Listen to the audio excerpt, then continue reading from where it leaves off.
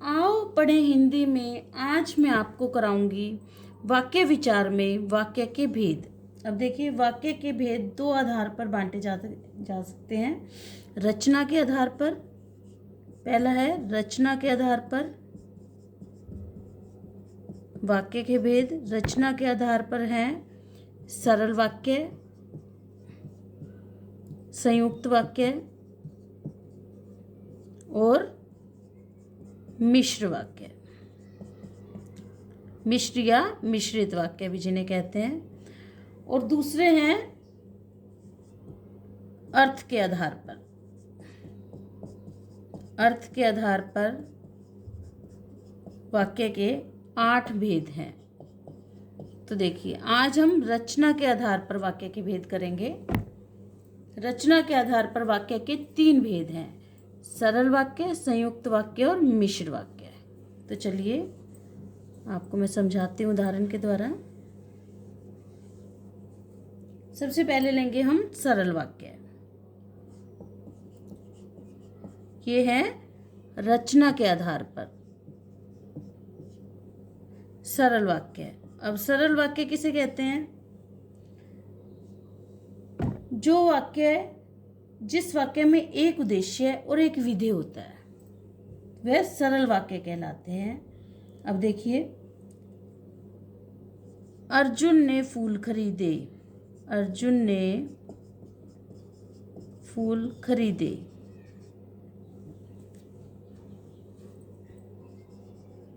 अर्जुन ने फूल खरीदे। अब देखिए, एक उद्देश्य है इसमें और एक ही विधेय है, तो यह है सरल वाक्य है। और उदाहरण देखिए, बच्चे सो रहे हैं। बच्चे सो रहे हैं। अब देखिए, उद्देश्य है ये, एक ही उद्देश्य है, और सो रहे हैं विधेय। बच्चे सो रहे हैं, जिनमें एक ही प्रधान क्रिया होती है। सरल वाक्यों में एक ही प्रधान क्रिया होती है। देखिए, सो रहे हैं, एक ही क्रिया हो रही है, प्रधान क्रिया यही है, तो ये सरल वाक्य है। अब देखिए, उदाहरण देखिए। और रोहन आज विद्यालय नहीं गया। रोहन आज विद्यालय नहीं गया। अब देखिए, रोहन उद्देश्य है वाक्य का, इसके विषय में बात हो रही है रोहन के बारे में। रोहन उद्देश्य है, करता है रोहन। आज विद्यालय नहीं गया, एक ही क्रिया हो रही है, तो ये सरल वाक्य है। कौन सा वाक्य है ये? सरल वाक्य कहलाएगा। जो बहुत सामान्य वाक्य होते हैं, जिसमें साधारण बात कही जाती है, एक ही क्रिया होती है, मुख्यतः बात है किसकी? एक ही क्रिया होती है, एक ही मुख्य क्रिया होती है, तो ये सरल वाक्य कहलाते हैं। अब देखिए, दूसरा देखिए, दूसरा है संयुक्त वाक्य। उदाहरण के जरिए कोशिश करिए। दूसरा है हमारा संयुक्त वाक्य। ये रचना के आधार पर भेद हैं वाक्य के। दूसरा है संयुक्त वाक्य।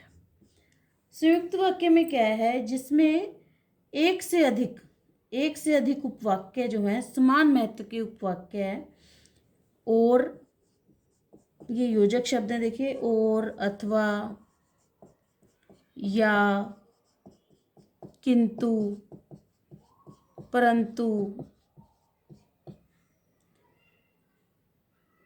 द्वारा जुड़े हों।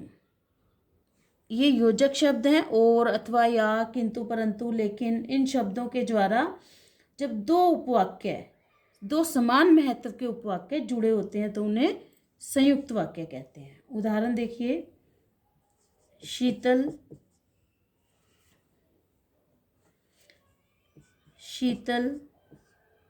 चित्र बना रही है। शीतल चित्र बना रही है, और रमन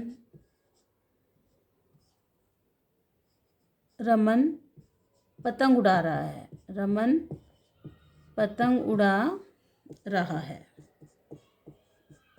देखिए, ये दो सरल वाक्य हैं। शीतल चित्र बना रही है, रमन पतंग उड़ा रहा है, समान महत्व के उपवाक्य हैं, अब यो और हमने योजक शब्द लगाकर इन दो सरल उपवाक्यों को जोड़ दिया है, तो ये हमारा संयुक्त वाक्य कहलाएगा, जिसमें दो या दो से अधिक समान महत्व के उपवाक्यों को योजक शब्दों के द्वारा और, अथवा, या, किंतु, परंतु, लेकिन इन योजक शब्दों के द्वारा जोड़ दिया जाता है, तो ये संयुक्त वाक्य कहलाते हैं। और उदाहरण देखिए इसके संयुक्त वाक्य के।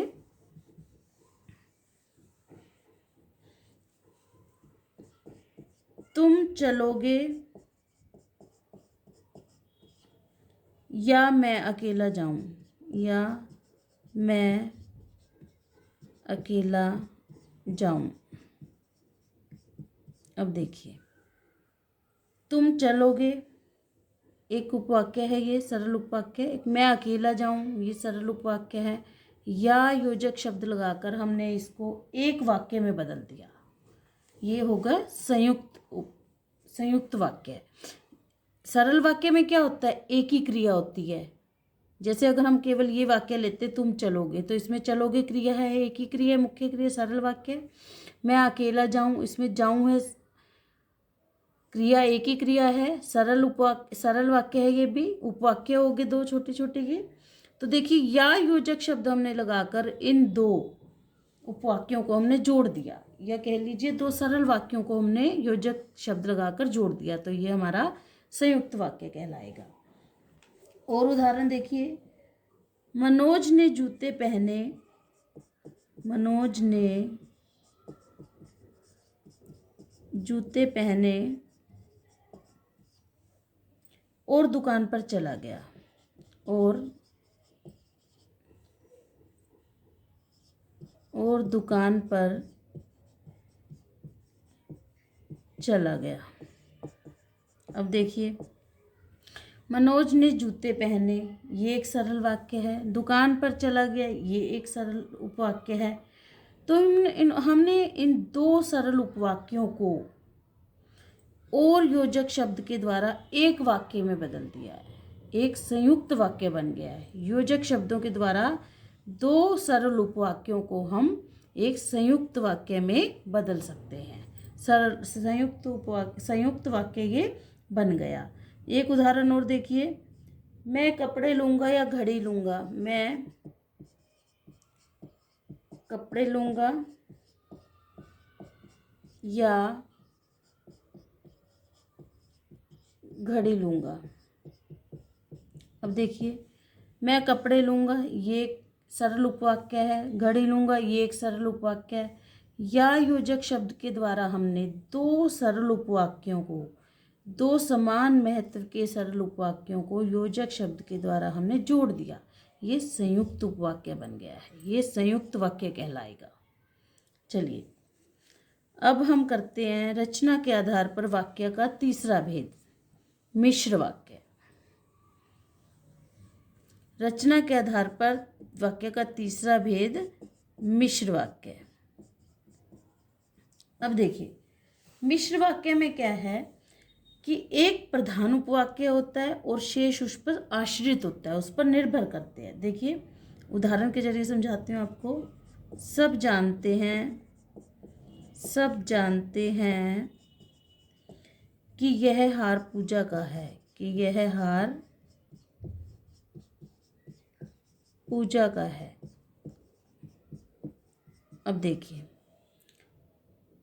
सब जानते हैं, यह क्या है, प्रधान उपवाक्य। सब जानते हैं, प्रधान, मुख्य यानी प्रधान उपवाक्य है ये, या मुख्य उपवाक्य भी कह सकते हैं इसको, मुख्य उपवाक्य भी कह सकते हैं इसको। और दूसरा कि यह हार पूजा का है, ये आश्रित है, इस पर निर्भर कर रहा है। ये जो आश्रित उपवाक्य है प्रधान उपवाक्य पर निर्भर करता है, और की लगाकर हमने इसको जोड़ दिया है। ये प्रधान उपवाक्य है, ये आश्रित उपवाक्य है, की हमने योजक शब्द लगाकर इसको जोड़ दिया है, तो ये मिश्र वाक्य है, ये हमारा मिश्र वाक्य बनेगा।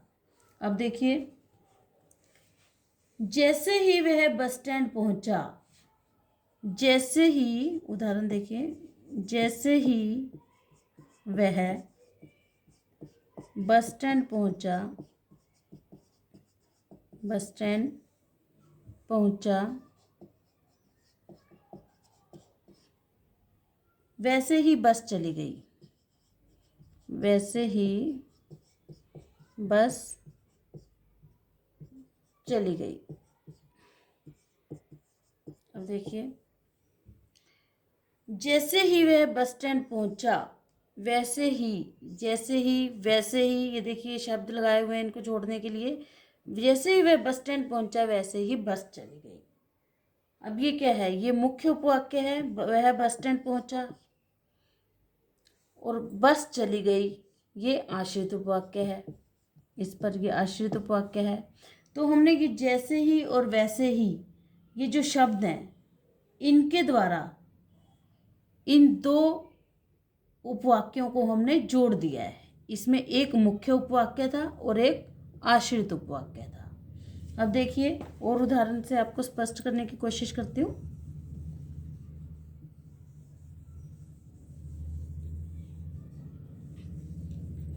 उस छात्र को बुलाओ, उस छात्र को बुलाओ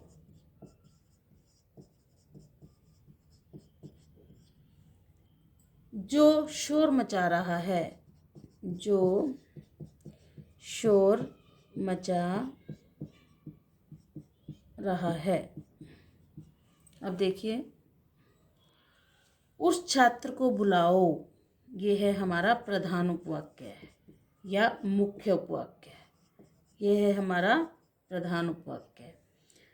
जो शोर मचा रहा है, ये है हमारा आश्रित उपवाक्य है। ये हमारा आश्रित यानी जो निर्भर कर रहा है, जो प्रधान उपवाक्य पर ही निर्भर करता है।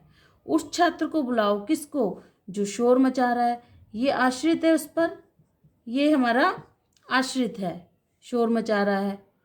तो जो योजक शब्द लगाकर हमने दोनों को जोड़ दिया है। देखिए, जो, की, क्योंकि, ये जैसे ही, वैसे ही, जब तक, इन शब्दों के द्वारा प्रधान उपवाक्यों को और आश्रित वाक्यों को आपस में जोड़ दिया जाता है।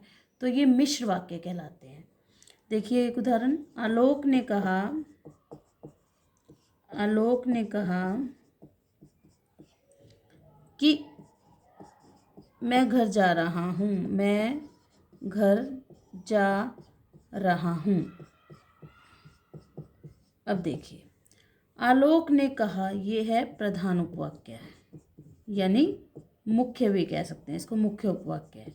मैं घर जा रहा हूँ, ये आश्रित है, ये आलोक के कहने पर निर्भर कर रहा है। प्रधान उपवाक्य क्या है? आलोक ने कहा। आश्रित उपवाक्य क्या है? मैं घर जा रहा हूँ। और की योजक शब्द लगाकर हमने दोनों को जोड़ दिया है। प्रधान उपवाक्य और आश्रित उपवाक्य को हमने की योजक शब्द लगाकर जोड़ दिया है। तो ये बनेगा हमारा मिश्र वाक्य। संयुक्त वाक्य में दो सरल उपवाक्यों को, दो समान महत्व के सरल उपवाक्यों को जोड़ा जाता है, और, किंतु, परंतु, लेकिन, इन योजक शब्दों के द्वारा। और मिश्र वाक्य में क्या है? एक प्रधान उपवाक्य होता है, दूसरा उस पर आश्रित करता है, दूसरा उपवाक्य उस पर निर्भर करता है। उन वाक्यों को हम इन योजक शब्दों के द्वारा, जैसे जो, की, जैसे ही, वैसे ही, जब तक, इन शब्दों के द्वारा जोड़ते हैं। तो ये मिश्र वाक्य कहलाते हैं। तो ये वीडियो कैसा लगा बच्चों? आपको अच्छा लगा हो तो मेरे चैनल को सब्सक्राइब करें। आपका दिन शुभ हो।